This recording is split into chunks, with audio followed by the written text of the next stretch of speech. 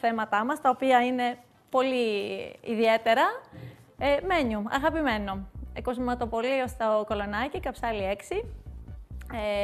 Τον έχουμε γνωρίσει τον κύριο Σπύρο Γεωργαντά. Θα τον έχουμε και πάλι κοντά μας να μας πει περισσότερα πράγματα. Θα δείτε σχέδια υπέροχα. Έχει πάνω του κοσμήματα, απίθανα. Πραγματικά θα σας εντυπωσιάσει, όπως εντυπωσίασε και εμένα, σας το λέω. Είπαμε ότι είναι ανδρικό κοσματοπωλείο και όχι μόνο. Έχει ξεκινήσει και ειδικεύεται και φέρνει πάρα πολλά σχέδια με πολλά υλικά και περίτεχνα και για τη γυναίκα. Οπότε οι γυναίκες ετοιμαζόμαστε τώρα, Άνοιξη, να μάθουμε καινούργια πράγματα που θα μας δείξει. Και να μην ξεχνάμε να επισκεφτόμαστε το site, στο Facebook μάλλον τις πληροφορίες οι οποίες έχει για το πώς ξεκίνησε, τι υλικά χρησιμοποιεί, να γίνουμε πιστοί και να ενημερωνόμαστε συνέχεια για οτιδήποτε φέρνει. Και μετά από